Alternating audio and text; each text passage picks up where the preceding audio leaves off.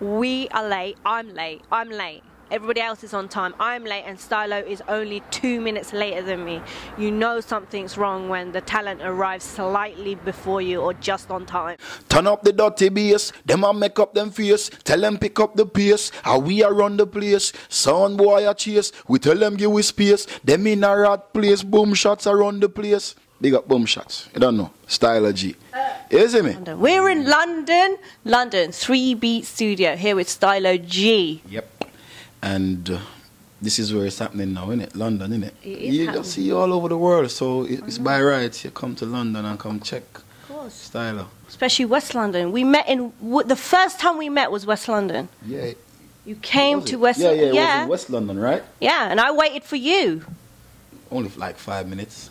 It never took that long. No, let me tell you something. Stylo rolled in with his yardie style and with his crew. Came in, then he wanted to go eat food. Then he came back. I only asked for a cup of tea and a sandwich, you know. It was true.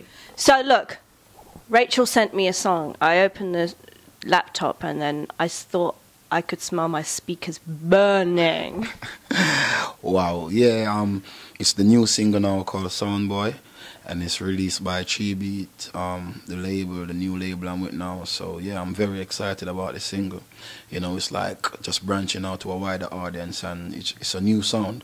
So it's definitely, I hope your speakers burning up, because I'm getting a lot of feedback saying that a lot of people saying that the speakers on fire when they play this track. So you get me, it's going to be out next month, so I'm excited. You have talked a lot about the girls before, but on the track Soundboy, what's the real message? You're not really chatting to the ladies on that tune. Nah, I never really attacked the ladies first with my first single. The first single is to get everyone kind of involved. I get the influence from that track came from when I done the Sound Clash last year, the Red Bull Sound Clash, and I was like, I want to do a Soundboy track. So when I went in the studio, and it just naturally the beat that was making me and distortion, it was like, yeah, this sound like the song I want to make. But it's just a song just to, you know, the sound system thing in the reggae feel is quite big. So I was like, you know, it might be a bit limited, but I want to try and make a track like this, and it actually worked, you know. All the selectors and the DJs actually playing it against each other, and it's a song that every DJ can play, and they can, you know, feel confident playing that track, you know, when you're in an environment of a sound clashing against the next sound. And it worked, and I'm glad that you know, people like gravitate to it in the right way. This is the next move for Stylo G. Are we going to hear an album? Definitely. If I'm working on singles, then after a while you're gonna definitely have an album in the pipeline. I'm working on singles at the moment. Soundboy is the first one.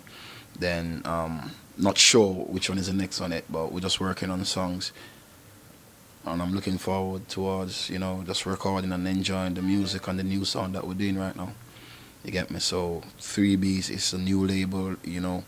They've been watching my movement for a while now, and it's by rights, you know. It's taking Stylo G career to another level, you know, get the push that it deserves, and, you know, reaching out to that audience, as I said before, that I couldn't really get to. Now, since I met Stylo and your sound, you know, you're changing it up. You're always keeping it to, like, the current situation, you know. It's your tempo change when you did a little bit of grime, then we did a little bit of dancehall tempo, and then I'm hearing this song now as well, and the tempo's slightly slower now. It's got a more electronic sound.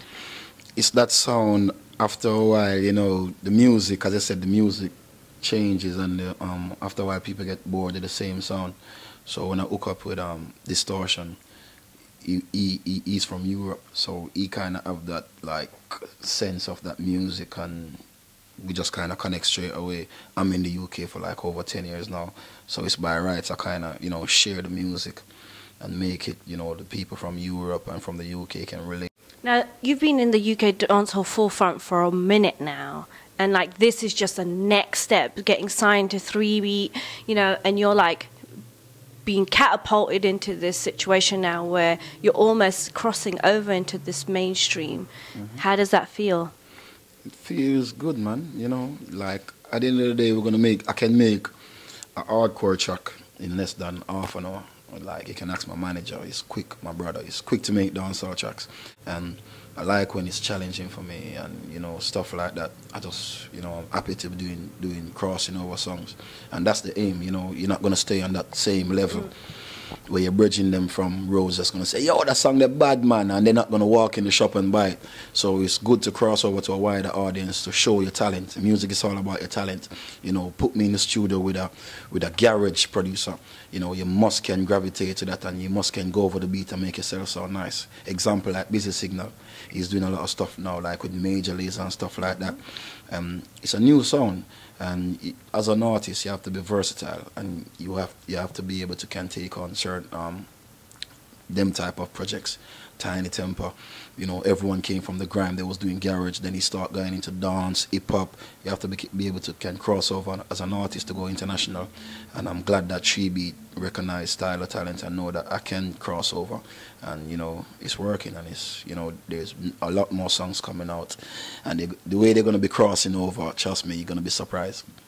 And are we going to hear more of this electro dance style? Would you be putting some more grime back into it? Will you be keeping to some of the dancehall flavor? I've got like a dancehall EP ready already. So as I said, the dancehall tracks are easy to make. So look out for the dancehall EP, definitely coming up. What's it called? Not sure about the name. You know, I'm just zoning. You know. Is it going to be under the 3 Beat label, or you're just putting that out separate? No, that's definitely on the 3 Beats. They're supporting me throughout my dancehall stuff as well. You know, you understand me? So I'm having the dancehall EP coming out.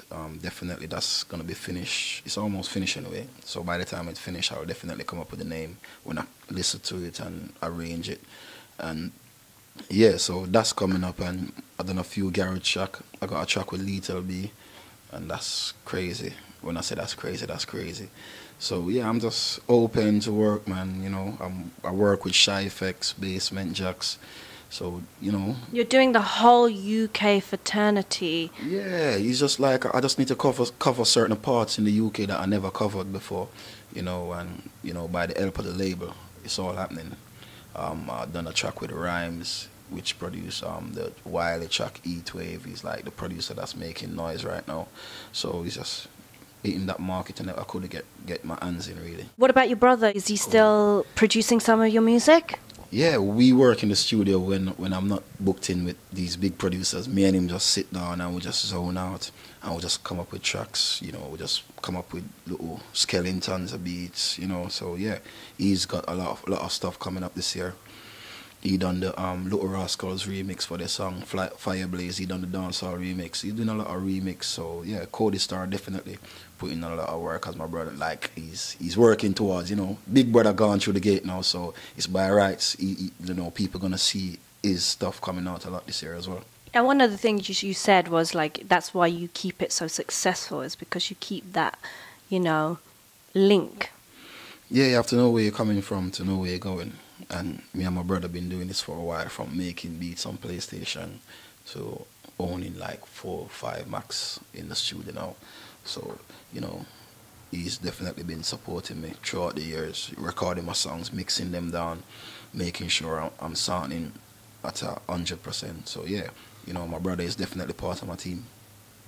You mentioned about, like, you know, it's all about crossing over. It's got, you know, it's all about talent, and you know, being able to sell records is also important.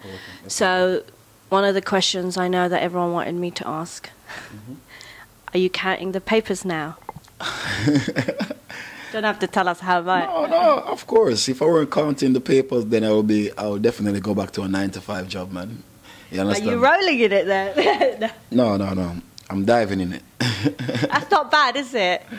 That's even better than rolling. I'm diving. But as I said, you know, you work hard, you know, so you're supposed to, you know, achieve what we want in life. And if I never see myself achieving success and moving to bigger things, then I would have stopped from years ago. But I know that there's a future for Stylo G from back in the days, and I just keep believing in myself and just keep pushing.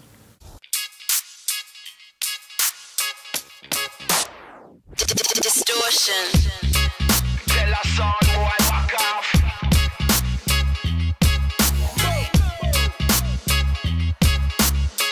Nobody move it for no.